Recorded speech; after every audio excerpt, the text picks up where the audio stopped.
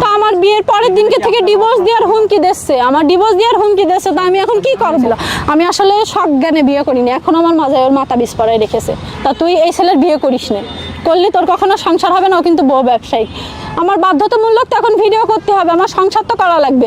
পুরো দুনিয়ার কাছে তো আমি খারাপ হয়েই গেছি ভাই, এখন স্বামীর কাছে তো আমার ভালো থাকা লাগবে, এই কারণে আমি ভিডিও করি। তাছাড়া আমার জোরপূর্বক ভিডিও করাই, আমার কোনো ইচ্ছা নেই ভিডিও করার।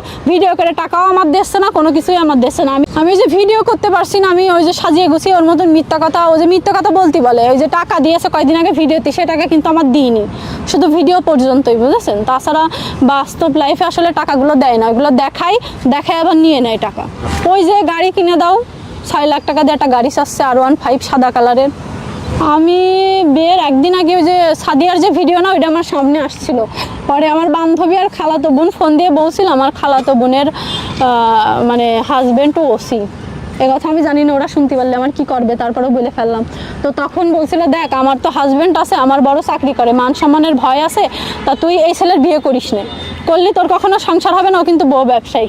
তা আমি আসলে ও কি মেয়ে আমার খাওয়াইলো, বুঝেছেন? খাওয়ার পরে এমন মত পাগল হয়ে গেলাম।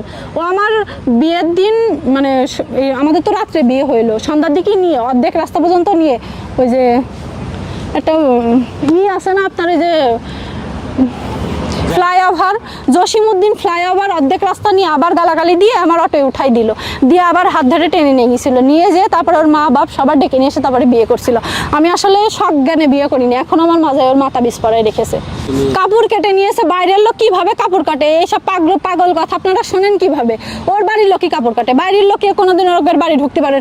ওদের বাড়ির একটা সুতো, আমার মা মুড়ি নিয়ে গিয়েছে, তারপরে হলো বাতাসা, মাছ, মানে যা যা লাগে, মানে বিয়ে বাড়ি মানে মেয়ের বিয়ে হলে যা যা নিয়ে যাওয়া লাগে আমার মা সব নিয়ে গেছে। বিশ্বাস করেন, একটা মুড়ি, এক পিস মুড়ি ওর মা এলাকার কারোর দিইনি, শিখাই দিয়েছে যা তাই বলেছি, সংসার তো করা লাগবে, বিয়ে করে ফেলেছি, ভাইরাল হয়ে গেছে, এখন কি করবো বল? আলমের সামনে যাবে, আলম তো অলরেডি যে আপনার ভয়েস দিয়েছে আমার বড় ভাইয়ের কাছে যে ওর নিয়ে আমি সংসার করব না, আপনারা আসেন, আমি ছেড়ে দেবো, ছেড়ে দিয়ে আপনারা নিয়ে যান আপনার বোন। এই যে অনেকগুলো ভয়েস দিয়েছে, কিন্তু এই দেখেন অনেকগুলো ভয়েস দিয়েছে। আপনাকে নাই রাখে, হ্যাঁ, তাহলে আপনি কি ধরনের পদক্ষেপ নেবেন? পদক্ষেপ আসলে সামনে পালি তো জুতোর বাড়ি কয়টা দিতাম, টাকা পয়সা কিছু লাগতো না, জুতোর বাড়ি দিয়ে চলে যেতাম। আমি আসলে টাকার ভুক্তভোগী না, আমার হয়তো লাইফে ভালো কিছু হবে, ভালোর থেকেও ভালো আছে, খাট ভাঙলি খুঁড়ো আছে, তার ভালো আরও আছে, পড়ে থাকবো না আমি। জুতোর বাড়ি দিয়ে শেষ হয় না, কি করব ভাই বলেন? ও তো মুখ বায়ান, ও এই পরিপ্রেক্ষিতে পিছনে যে আপনারা যখন ওর সাথে আবার কথা বলবেন, ও এমনভাবে কথা বলবে আপনাদের বিশ্বাস করাই লাগবে।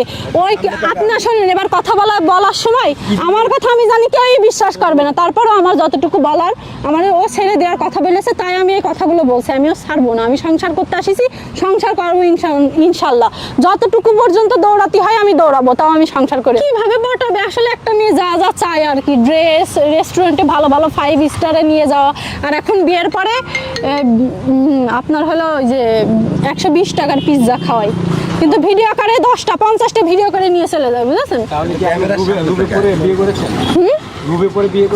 না না, লোভে পড়ে না, আমি আসলে আমার তো এক্স ছিল, তো আমি চাইলাম যে ওর একটা বাচ্চা আছে, ও আমার বলছিল একটা বাচ্চা কাচ্চা নেবে, সংসার করবে, নেশা করে না, এই লোভে আমি ওর কাছে আসছিলাম। নামাজ কালাম পারে, ওর সাথে যতদিন আমি কথা বলেছি, রাত 3টা 4টা পর্যন্ত, বিয়ের আগে 2 মাস মতন কথা বলেছি।